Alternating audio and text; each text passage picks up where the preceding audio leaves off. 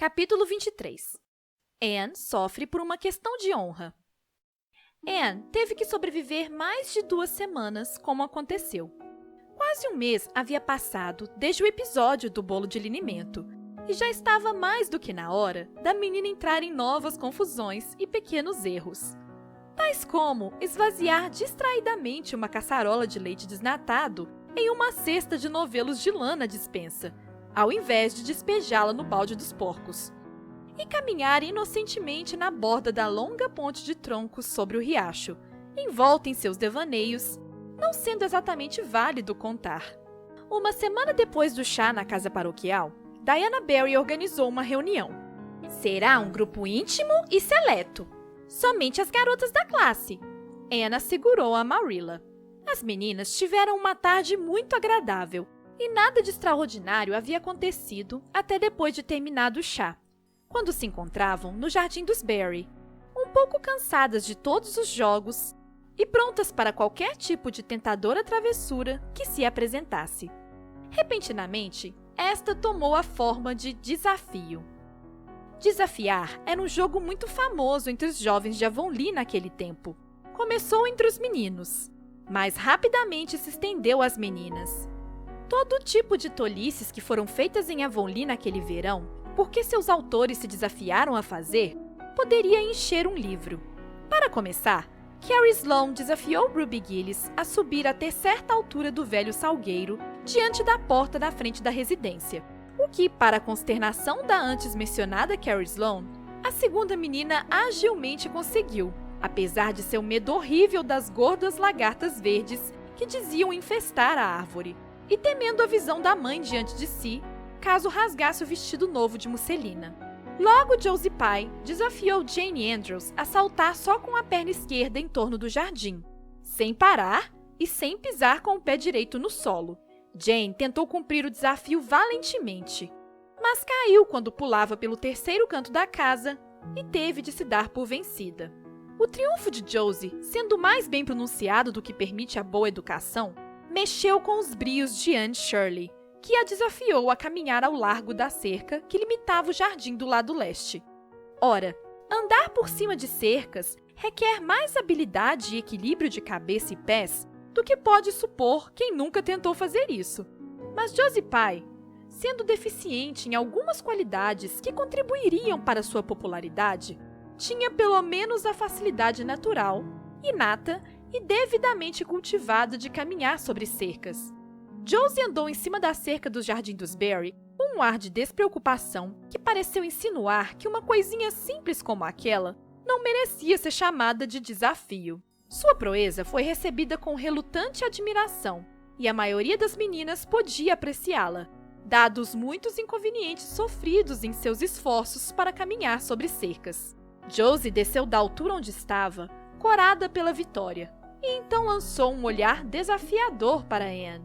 Anne sacudiu as tranças ruivas e disse: "Não acho que seja uma grande coisa andar sobre uma cerquinha baixa. Conheci uma garota em Marysville que conseguiu andar sobre a viga de um telhado." "Eu não acredito nisso!" exclamou Josie categoricamente. "Não acredito que ninguém possa andar na cumieira. Ao menos você não conseguiria." "Eu não conseguiria?"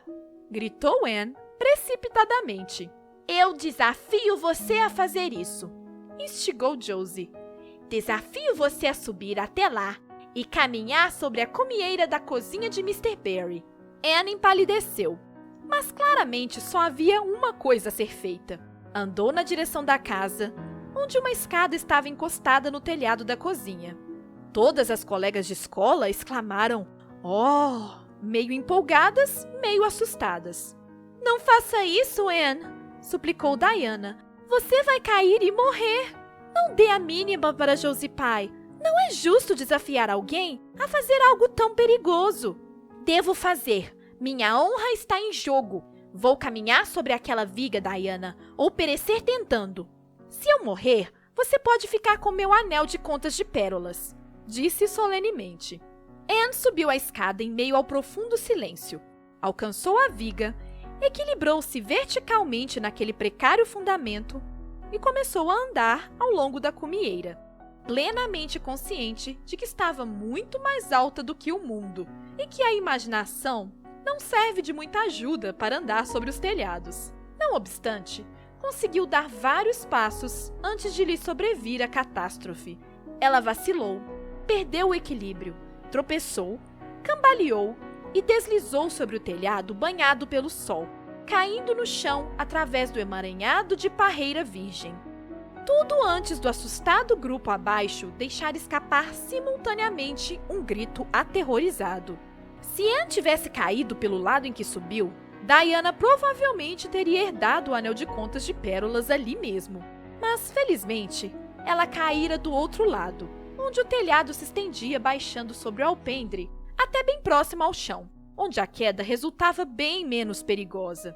Entretanto, enquanto Diana e as meninas rodearam a casa correndo freneticamente, exceto Ruby Gillis, que permaneceu grudada no solo, chorando com histeria, encontraram Anne caída, muito branca e mole, mergulhada entre os destroços da arruinada parreira virgem.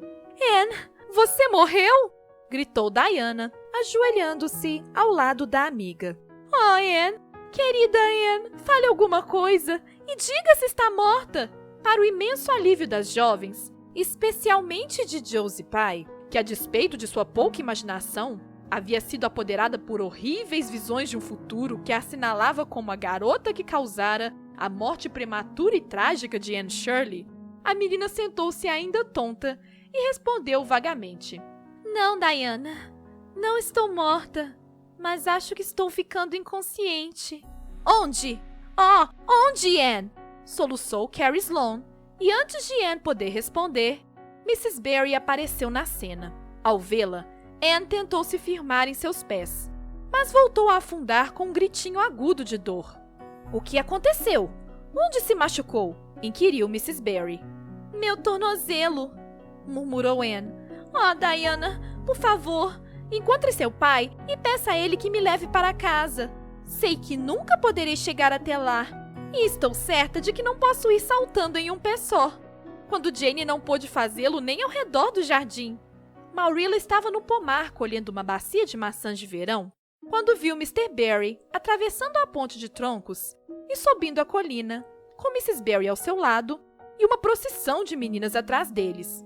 Em seus braços carregava Anne, que tinha a cabeça levemente apoiada em seu ombro. Naquele momento, Maurilla teve uma revelação. A repentina punhalada de pânico que sentiu bem no meio do coração lhe revelou o quanto Anne significava para ela.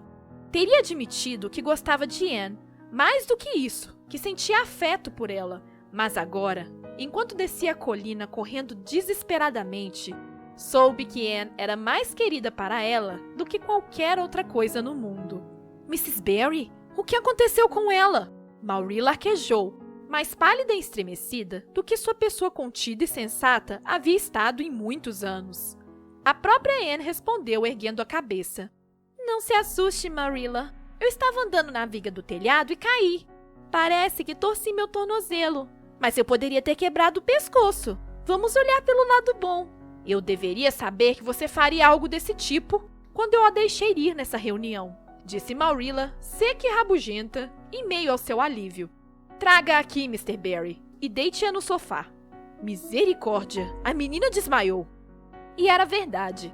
Vencida pela dor de sua fratura, Anne teve mais um de seus desejos realizados. Havia desmaiado. Matthew, a quem mandaram chamar rapidamente no campo, foi diretamente buscar o doutor, que chegou a tempo para descobrir que o ferimento de Anne era mais grave do que se pensava. Anne havia quebrado o tornozelo. Naquela noite, quando Maurilla subiu ao quartinho do lado leste do sótão, onde a pálida menina estava deitada, uma vozinha suave cumprimentou-a da cama. "Sente muita pena de mim, Maurilla?" "Foi sua culpa", resmungou Maurilla, baixando a persiana e acendendo a vela. "E este é o motivo pelo qual você deveria lastimar. Porque saber que foi tudo minha culpa é o que torna pior. Se eu pudesse pôr esta responsabilidade em qualquer outra pessoa, me sentiria muito melhor. Mas o que você teria feito, Maurilla, se tivesse sido desafiada a caminhar sobre uma viga? Teria ficado em terra firme e deixaria que desafiassem o quanto quisessem. Que insensatez! Anne suspirou. Mas você tem tanta força de vontade, Marilla. Eu não tenho. Somente pensei que não poderia aguentar a chacota de Josie Pye. Ela iria debochar de mim pelo resto da vida. E acho que já tive minha punição. Então você não precisa ficar irritada comigo, Marilla. Não é nada bom desmaiar, afinal.